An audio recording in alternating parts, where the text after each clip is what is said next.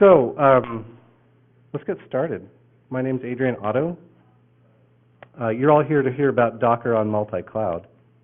First, a little bit about me. You may have seen me earlier in the panel discussion in the DevOps track on Friday. I work for Rackspace. Most of the things that I do at Rackspace are not related to Rackspace's internal business. They're related to our pursuits in open source.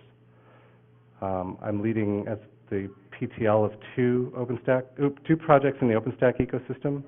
One is Magnum, that's a containers as a service project for OpenStack, and the other is Solem, which is a way to get from source code to running application on OpenStack.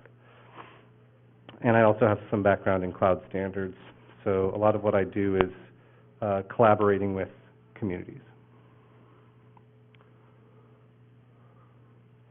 So when I say multi-cloud, obviously that's a term that's overloaded, so I'm going to define it.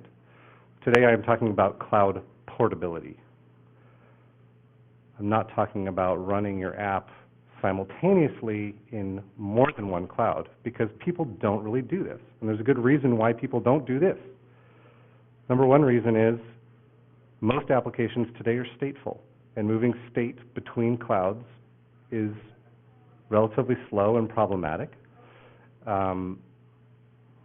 The other reason why is this gets very expensive.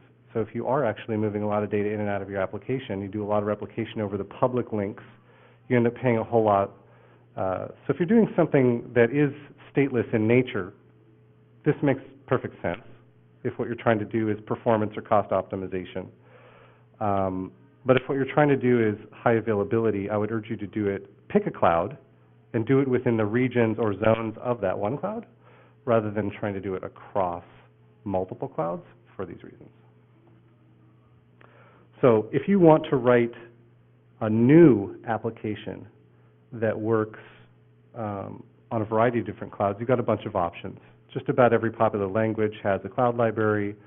You can write your infrastructure code against these libraries. So give me a machine to run would map equally well to Amazon or Rackspace or private cloud using any one of these tools. But not all of us have the luxury of writing a brand new application for the cloud. Sometimes we're trying to run applications that were not written with the cloud in mind. And that brings us to containerization. So containerization is one technique that you can use to bundle up your application, all of its dependencies, and make that portable, regardless if you're trying to run that application on a private cloud, on a public cloud, maybe on multiple public clouds. The overview of my talk is how to do that. I have a lot of questions when I give talks like this about, what if? I'm going to get to the what if slide in just a minute.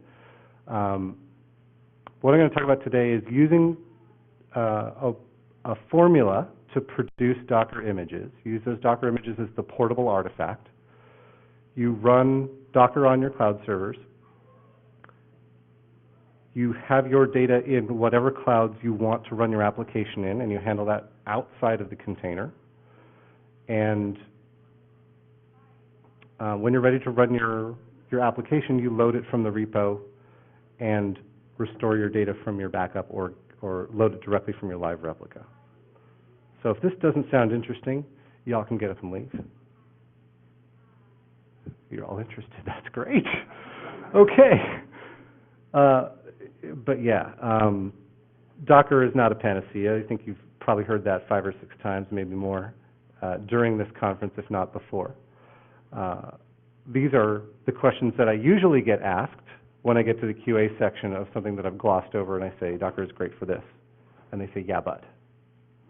So, yeah, but what is a Docker? We're probably past that by now with this team. So I'm not going to spend a whole lot of time on that. I'll kind of touch on it briefly. What is a Docker file? This is something that's misunderstood by anybody who hasn't been using Docker for a while.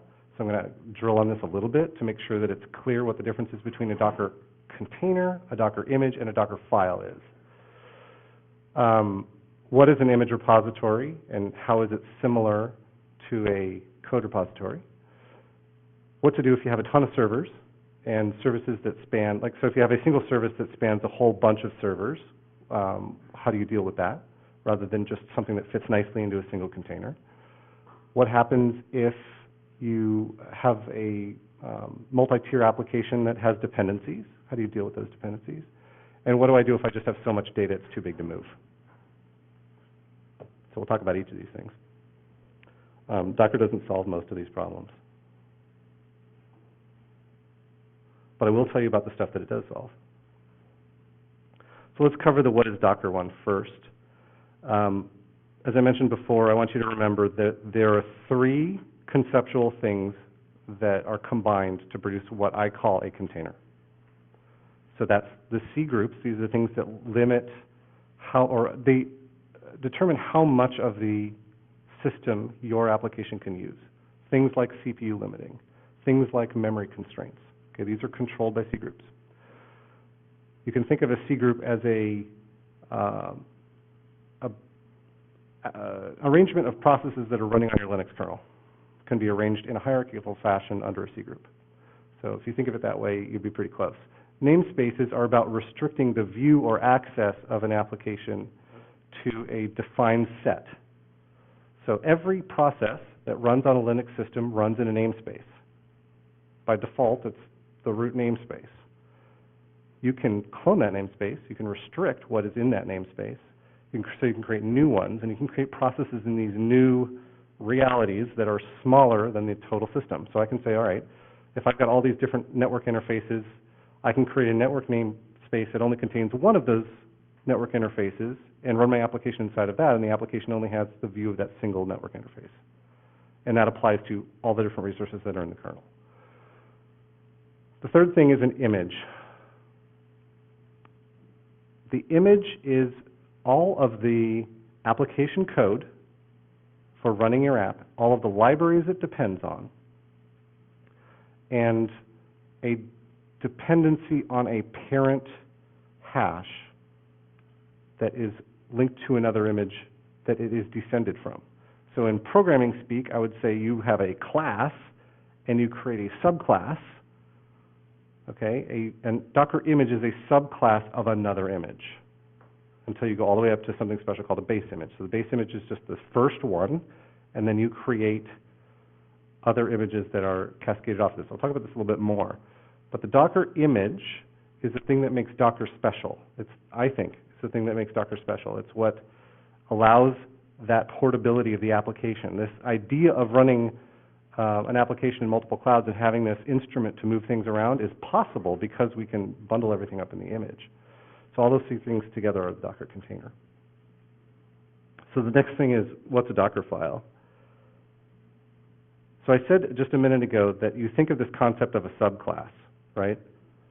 In this case, the superclass is CentOS, and the subclass is CentOS plus HTTPD and a shell script called start.sh. And it's by default got a network namespace that doesn't allow any communication with the outside, but has port 80 proxied in. That's what this says. Now, if you can think of the Docker file as a makefile, then you've got the right concept. Okay, a makefile is just something that says, I take these C source files and I make a executable output. A Docker file just takes a set of imperative instructions and produces a Docker file, or a Docker image as an output. See, I did it, I confused you. So Docker file, when run through Docker build, produces a Docker image. Once you've got an image, you put it in a thing called a repo. So I gave this talk twice before, once in October to the UUASC group in LA, and I gave it again in Paris at the OpenStack Summit. And at both times I asked, how many of you use Git every day in your job? Okay. Every single hand in the room went up except for one. Okay, well that was one less than last time. Maybe you're just tired. But if you understand how Git works, you understand how the Docker repo works. It's just instead of source code artifacts that go in there, they're image artifacts. So the semantics are all the same, right? Docker pull is take something out. Docker push is put something back. Docker commit is take the current running state so that I can save it and then push it back into the repo. So push, pull, all that stuff is all the same. It also has a concept of tagging. So you can have an image that you tag with an ID string. And the most common ID string is :latest, right? So you build the same image over and over again, :latest would point to the one that you did most recently. All right, so let's talk a little bit about if I've got a ton of cloud servers, Docker is not enough. Docker alone, what we call Docker today, is not enough to deal with a multitude of servers. If you're doing that, you also need another thing to help you schedule your work across the resources that are available in your array of Docker hosts. You have lots of choices here. If you're an OpenStack user, you can use Nova. It has a scheduler. It also has the ability to run a virt driver for Docker. If you don't need advanced features from it, you would use that. If you do need advanced features, you would use Magnum, so that you can get at the specific things like, how do I set environment variables when I'm running my container? How do I inject the running command? How do I create an overlay network between containers? Those sorts of things are not possible in Nova, and they are possible in Magnum. Now, if you're not an OpenStack geek, there's always Kubernetes. Everything I'm going to show you in the demo section of this talk, Kubernetes also has a way to do, an equivalent way to do. So the things I'm showing you today are what are in the Docker ecosystem that are equivalent to what are also available in Kubernetes. Kubernetes has been around a little longer, so it tends to work a little better now. But this stuff is up and coming, so you deserve to see what it does. Mesos is an Apache project that also acts as a scheduler. It's not as popular as Kubernetes. Swarm is a new one, which we'll be talking a bit about today. It's a Docker ecosystem project. And if you are using a lot of cloud servers, chances are you've already got some kind of configuration management system and you already understand the difference between cattles and pets, but I'll touch on this again. All right, what if my application relies on some other thing being launched before the application starts? How do you deal with this situation? So if I say I want to run, well, let's see, this slide is not what I'm talking about. What I'm actually, okay, so this slide is about if I need to run a data server, do I write my data into the container file system itself? A lot of the questions that we heard earlier about, like, which of the storage plugins should I be using for Docker? Should I use the Btrfs one? Should I be using the DevMapper one? Should I be using, and there's a list of these things, and they all have their quirks. And Jerome, very astutely pointed out that they all have their advantages and disadvantages. My attitude is, it doesn't matter. My attitude is, the container itself is read-only. And any data that I'm going to write, I'm going to do to a bind mount, and I'm going to use prevailing storage techniques. So whether I decide to use Flocker, or whether I decide to use a NAS, or whether I decide to use Ceph as the block store to build my file systems on, I'm going to handle those at the host level. I'm not going to handle those at the container level, and I sidestep the entire issue. So I don't really care if the storage driver for my container is a little bit unstable, because I'm not going to be writing to the file system. So I would recommend, if you're doing something like running a MySQL container, that you do this, which is -v. This is a bind mount of the /data/myapp directory on the host to /myapp in the container. And it's going to expose port 3306. Start the MySQL container with the tag latest. All right, so if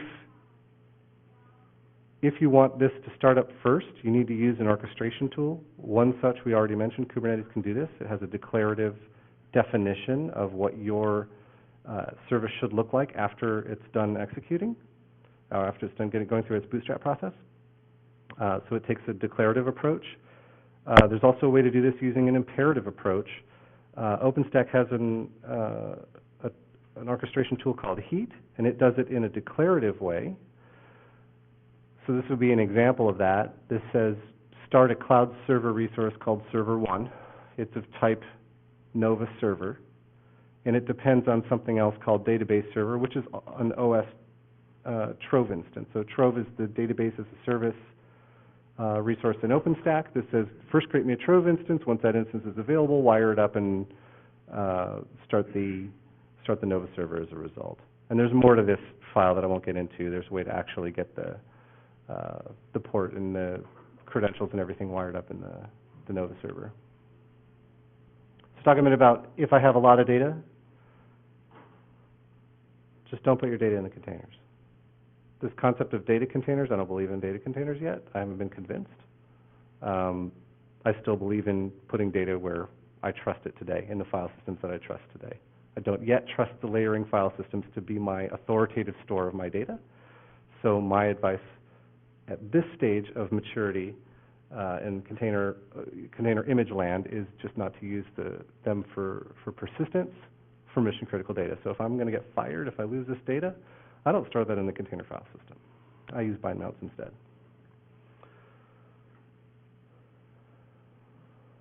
So let's talk about Swarm. Now, the other two times that I gave this talk, the second half of this deck was different. All this used to be talking about libswarm, and now all of libswarm has been changed, and now this is something new. But the idea is still the same. The idea that you have a multitude of hosts that can run containers that are provided to you with a singular view. That's what Swarm is about. It's about providing you a virtual server, or the virtual API that has many servers behind it. So it uses the Docker API on the front, looks and behaves like a Docker host would behave, except the containers actually get started on more than one host.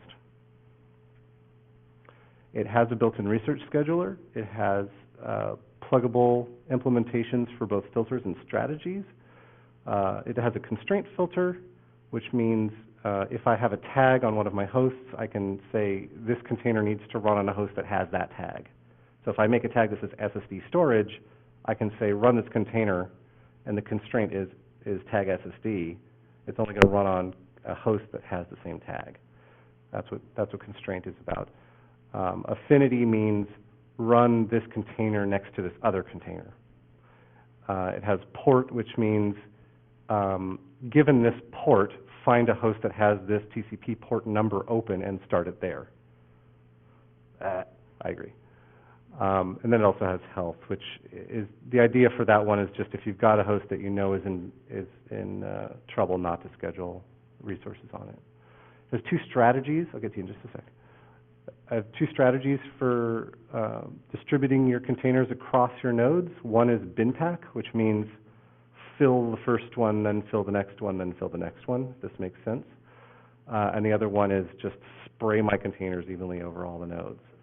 And the reason why you might want one or the other, random is going to give you the best distribution of your load across whatever infrastructure you own. And that makes sense if you're running this on maybe a private cloud deployment and you have an idea of exactly how many servers you can afford to allocate to this cluster. Whereas bin pack would make more sense if you are running this on a public cloud and you only want to pay for cloud servers when you need them. So you would use your scheduling algorithm to determine when you need another host. It works by running an agent on each Docker host. The agent makes contact back to a master instance. So there's a master state called Swarm Master. There's another thing called the Swarm Agent. The Swarm Agent gives information to the master about what resources are available on the host. That's how the scheduling works.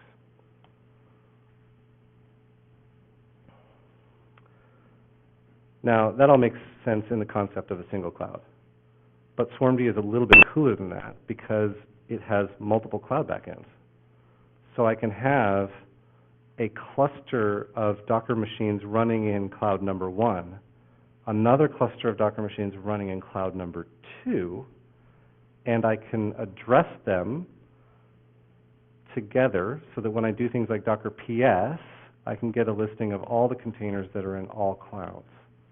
So if there's a good reason why I'm using one cloud for one part of my application, like maybe I'm doing video transcoding in one cloud because it's like really cost effective to do it over there, and I'm doing application, or I'm doing my database hosting and application hosting in another cloud because they have whatever, better redundancy, but I still want to have a unified management experience. Swarm gives you a way to get the unified view. And there are drivers for a bunch of them. I'll talk about that in a minute. Anybody want me to talk about this subject? You all good? Okay.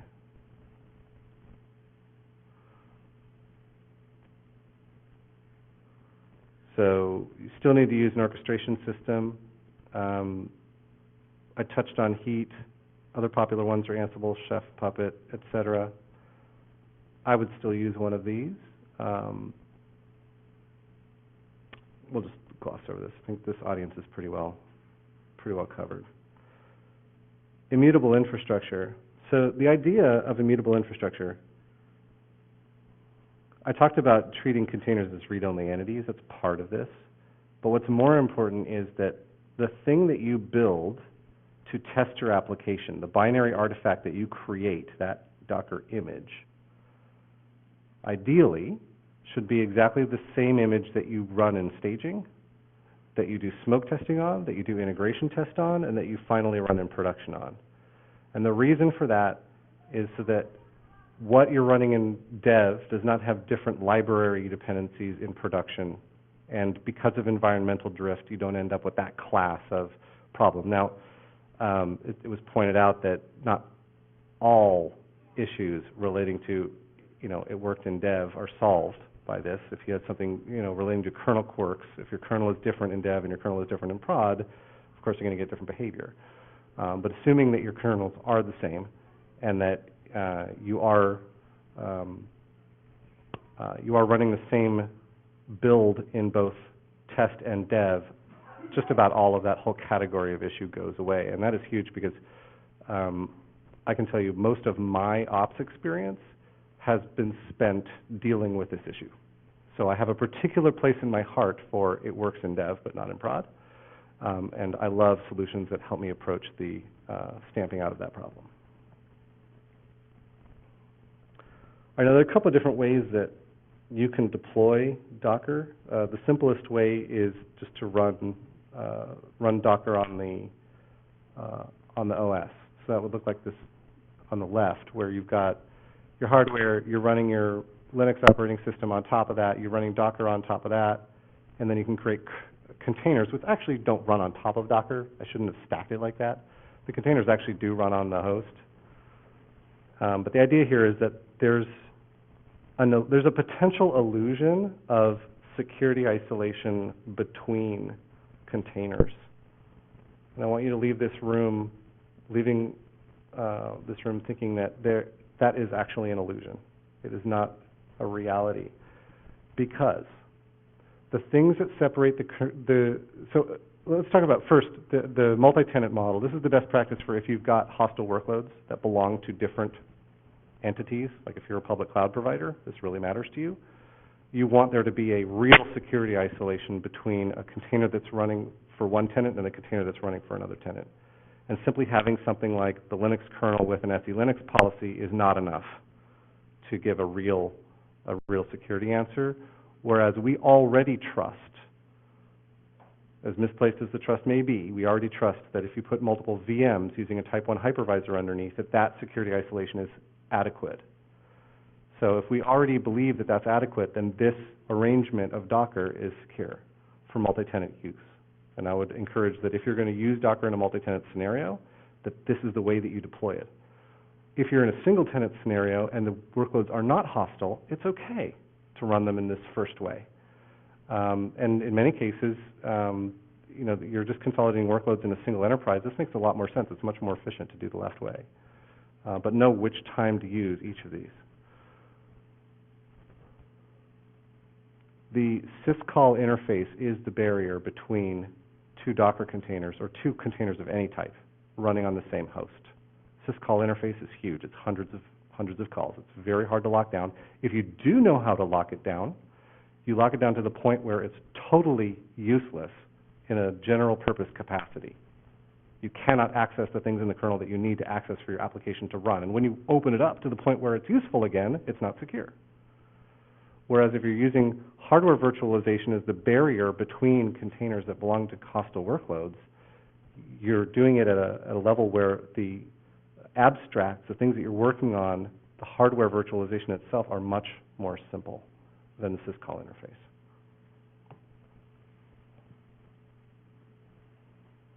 Any parents out there? Have anyone asked you where babies come from yet? Oh, you're lucky. Yeah, you're lucky. And yeah, when my son asks me where do babies come from, I say, "Oh, do you mean where Docker hosts come from? Let me tell you, I've got tools for that."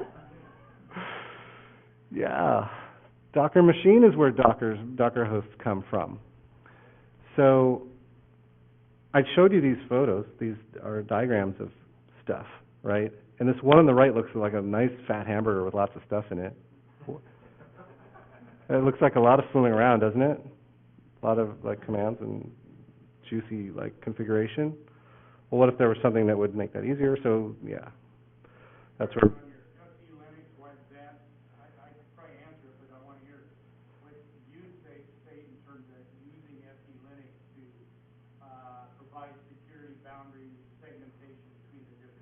I think it's a great idea to do. If you understand your workload, absolutely have a policy that limits how they can interact.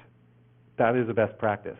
However, if you are in the business of providing a self-service container service to your constituency and you want that to be generally useful for a wide range of applications, the policies that you need to have are very, very loose and are therefore of diminished value.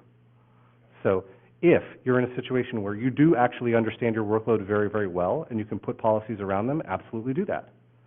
But if you're in a situation where you just need to give a general computing environment to a set of developers who expect to be able to use it for a wide range of things, that's not going to be a great approach. Okay. All right. So yeah, one of your options is you can just do all that stuff by hand. There's absolutely. But I would rather use a tool for it. There's a new one called Docker Machine. Docker Machine is to some degree is a splinter of what LibSwarm used to be. Used to have back-end drivers for all the different clouds. Now we have these back-end drivers that are part of Docker Machine. And this allows you to start up a cloud server in whatever kind of cloud or virtualization environment you have, whether that be VirtualBox running on your own box, whether it be a VMware environment, whether that be Rackspace, Amazon, Google, whatever cloud you want. There's a back-end driver for all this stuff. There's even one for Microsoft Windows, which I just learned about. It has caveats, obviously, but yeah, so you can create the cloud servers with these things. I'll show you how this works in a minute with a live demo. But basically, you just give this thing a command. You say, give me a Docker host. It goes ahead and creates the VM, installs Docker, configures it, sets up the key pair and everything, and gets it working. I also got a question earlier this week. Can I use Docker Machine to get stuff running on bare metal? And the answer is yes, comma, if. So if you are running for example, a cloud that can produce bare metal images, so if you have, if you're a Rackspace customer, we have something called On Metal. If you're an OpenStack user, you can use Ironic to produce bare metal hosts, and in which case you can use the OpenStack driver for Docker Machine to produce bare metal hosts that run the Docker daemon that you can then deploy your containers on. So the answer is yes. So this is how the thing works. Let's try doing it. So I've got 3 environment variables.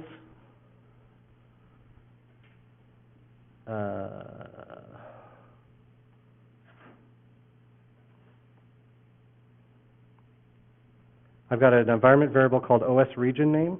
This is the place in my cloud where I'm going to start my virtual machines, my guests. My username and my API key. So those are the 3 things you need in order to use the OpenStack driver. Every driver is slightly different, but all of them are going to require some parameters. These 3 parameters don't need to be supplied on the command line. They can just be absorbed through the environment, so I'm setting those that way. So I'm going to say Docker machine create, use the Rackspace driver, and call the machine Adrian. This process, yeah, I can make that bigger. Let me All right, you can read that, I hope. Yeah, okay. Sorry about that. This says, create a machine called Adrian on the Rackspace Cloud and install Docker on it. And the process takes about, assuming I'm actually on the network, I hope I am, takes about 1 minute and 10 seconds to do. It goes out to the Nova API. Well, first it's using the environment variables. It uses the Golang library to authenticate with Keystone. Once it gets Keystone authenticated against the Rackspace auth, it's giving me a catalog for where to find the Nova service. It goes to the Nova service, creates the Nova instance for me, brings it up, gets the IP for it, connects to that host, installs Docker, sets up the TLS configuration, both on it gives me the local side of the key pair and the remote side of the key pair, and does it all automatically for me, and saves it, and then gives me the ability, once it's done, no, that's a real demo. Well, wouldn't be a real demo if it didn't blow up.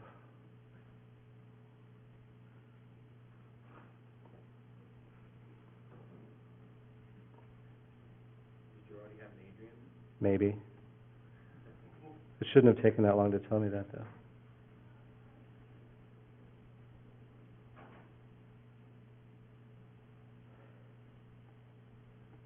It doesn't say why. Sorry. But anyway, at least I got to tell you what it does. We can come back later and see if this other one worked. But what it would do is it would print out installing Docker, setting up key pair, and then at that point I would get the ID. It's going to print out to the screen to interact with this, run Docker machine env demo.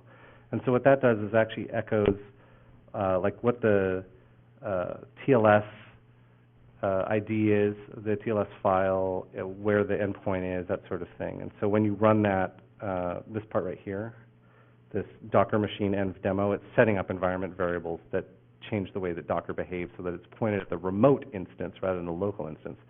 So in this demo, I'm running Docker locally on this Mac laptop. It's communicating with the Docker daemon that's on the cloud server. And so when I do Docker machine SSH, it's going to connect me to that host. When I do Docker run to run containers on that, it's going to execute them remotely. And the advantage of doing this is sometimes the network link between wherever your laptop is and the internet where the base images are is a cruddy network. And it might take a long time for those things. If you're doing a lot of stuff, like say I'm building something for 5 different distributions of Linux, that would be a lot of base images that I might want to pull down the first time. If I created that host remotely, they're going to just be going over the wire to the Rackspace data center or the wherever my cloud is, and running at a much higher speed than they would be coming all the way down to my laptop. Okay, well that one worked. Probably because I had one called Adrian already, but you see right here it says, to point your Docker client at it, run this in your shell. Okay, let's do that. If you want to see what that actually is, it says use TLS, there's my TLS directory, and do that remote thing. So if I say, there are no containers running, so I can say, okay, let's run one.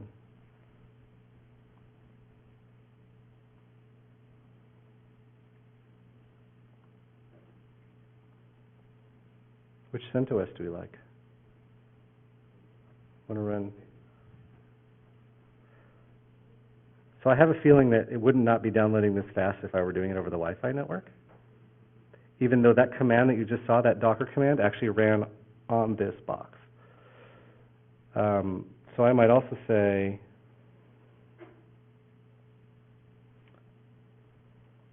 now this is interesting. Why, if I just created a CentOS box, does it say Ubuntu?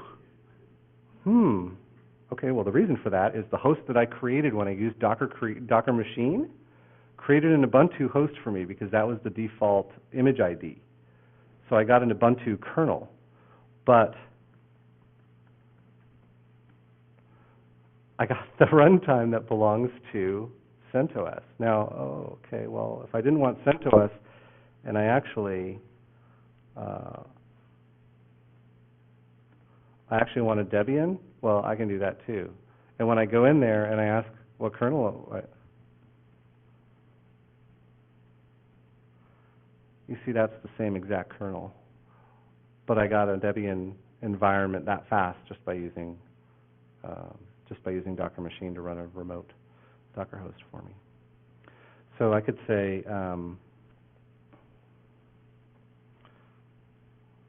instead of running it interactively, let's just run something as a daemon, sleep per day.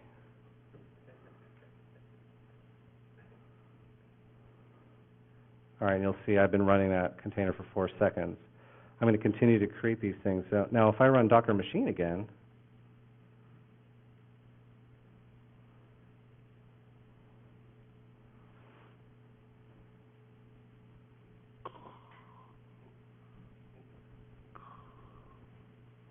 anyway, it's going to show me that I've got one machine and that it's the active node. As you create more, you can set the active machine so that you're pointed at a single one at a time. So if you're inspecting one of your machines, you can, instead of specifying the machine name, if I do something like Docker RM or Docker SSH, this is a better example. So if I say Docker SSH AJO, which is the name of the host that I just created, it's going to give me a shell on the machine called AJO. If I say Docker machine ABC, it's going to give me, oh yeah, that was the problem, and that's why it took so long for this to frickin' run, because I've got a metadata about a host that's not actually there. But here's the one that we actually created. You see it's got a star indicating that it's active. It's running on the Rackspace driver. Again, there are drivers for all kinds of stuff, including VirtualBox and all kinds of things. So, and what swarm it belongs to. I feel like the way that you're naming these hosts is a little bit like a pet metaphor. It's a pet metaphor, yeah. I am so pet-like. I have a name. If it has a name, it's a pet, right? Right. Okay. Yes. Yes, absolutely. But when you're done with one of these things, you tell it you're done. That should have been Docker Machine. And it's going to, of course, when you do this, it's going to go back to the Nova API. It's going to say, okay, for this ID, go ahead and do a delete against that cloud instance and make it go away for me. And of course, when you destroy a host, all of the containers on that host also go away. So, you've seen the demo of Docker Machine. There is a video of this that lasts like 5.5 minutes at adrianotto.com if you just want to show this experience to somebody else without watching my whole talk. You can show them that. It gives you an idea for how easy it is just to get the machine up and running. Now this one's going to be a lot harder to read because it has a lot more stuff in it. But this is how to create a swarm using Docker Machine. So Docker Machine has swarm support built into it. So I told you that a swarm, in order to work, had like 2 roles. It had a master role and it had an agent role, and the agent connected to the master. So what this says is, go ahead and create me a VirtualBox, VirtualBox machine, and run this thing called, run a container called swarm, using the swarm image, and run create inside of it. It outputs a UUID, which is known as the swarm discovery token. So you can use that token to create the master with. And once you've created, so it says create me another VirtualBox. So I'm creating, so if I created one machine there, I'm going to create another VM here, and then I say, okay, set the master, set my Docker daemon environment, my Docker client environment locally to talk to the swarm master. When I do that, the containers that I create, instead of going onto a specific host, get sprayed across all of the machines that are in the swarm. So in this case, I've got right here node 0 and node 1, and the master, all which I can create containers on. So I've got a swarm of 3 nodes. If I say create a machine, it's going to use the scheduling strategy, by default, is binpack. It's going to use the binpack strategy to allocate the machine, the container to the machine that I created. So the first one would probably go into like node 0. The next one would also go into node 0 until I've got node 0 filled up. It's going to start hitting another node, that sort of thing. Full? Filled. When there's, so the agent itself tracks the resources that are available on the host. I've only used memory as the constraint, so I don't know if it does others. It probably does, but I know it does keep track of memory. So if I say create, if I've got, say, a 2 gig host, I've created a 2 gig virtual machine, and I say create a 900 megabyte container and create another 900 megabyte container, the next one I go to is not going to fit, so it would fit on the next. And you could use other constraints as well, I'm sure, but I have not yet personally used those. I missed the first part of your talk, but is a swarm like a cluster? A swarm is a cluster of Docker hosts. Okay. Yeah. Yeah. Okay, so if you do want these slides, this is where to get them. I will also be providing them to SCaLE, so they'll be on the SCaLE site as well for download. Questions? Or if you'd like, have both Kubernetes and Docker laptop stickers. So if you'd like to have those, if I didn't already give you one, you can come on up and get those. Questions? When you use Swarm to create multiple clouds, does the master agent sort of relationship? You have one master per cloud in that case. And the client can talk to multiple masters. Yes? Swarm does constraint, and one of them was affinity, correct? Yes. Does it do anti-affinity? Okay, so the question is, there's an affinity scheduler. Is there also an anti-affinity scheduler? I know the answer for OpenStack. I don't know the answer for Swarm. I know that it definitely does affinity. I don't think affinity scheduler does anti-affinity, but that implementation is trivial. It's just the ORD logic for OpenStack does both. Yeah. Can you run the Docker image on the master of the Swarm, or does it have to be a separate machine? Can you run the Docker image on the master? So the master has to be just the So master is just a container that runs on a host that you created. There's nothing special about the host that the master runs on. It's just a container that runs on that host. Yes, it can schedule to itself if it is also running an agent. If you don't have an agent running, the master won't schedule to itself. So by default, if you're using Docker machine to create Swarm in this way that I showed you here, then yes, the master gets, because it also runs, the master also runs an agent, so things do get scheduled to the master in this case. If you didn't want that, you would just not run an agent there. Does that answer that question? Okay, yeah. So the services that involve Swarm are all containerized. So they're not actually running in the host, they're running on a container on host.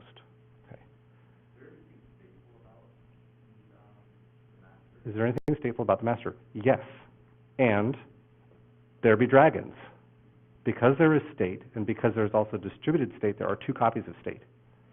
So if you create something through the Swarm, and then you go in and delete it directly, then it does not have convergence, and you will end up with a drift between what the master thinks is deployed and what is actually there. So be careful. If you're using Swarm, you just use Swarm. If you're doing things directly, that's fine, but you just need to understand that if you start taking stuff away, that you should be doing that the way that you created it. Does that explain the Adrian?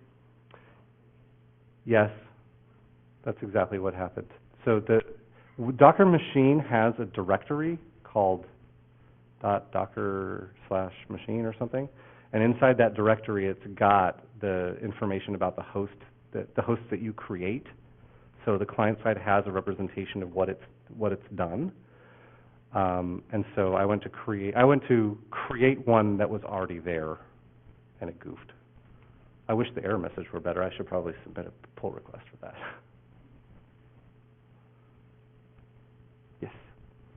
Does the Docker machine allow you to get information from the container or the CPU memory usage and the stat information? It does have an info command.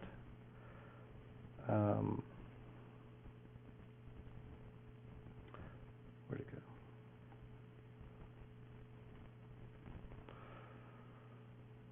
I deleted it, so it's not going to give me anything. It's trying to talk to the one that doesn't exist right now. But it does give you, like, if you create a swarm and you say Docker info, you do get a little bit of information. You get, like, how many nodes are in this cluster, how many containers are on each node, broken down by node. You do get that level of information.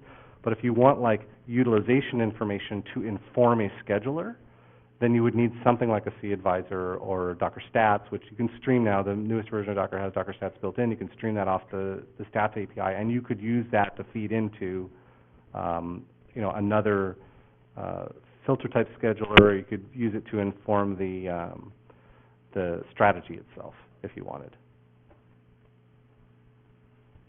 But yeah, that's not built in.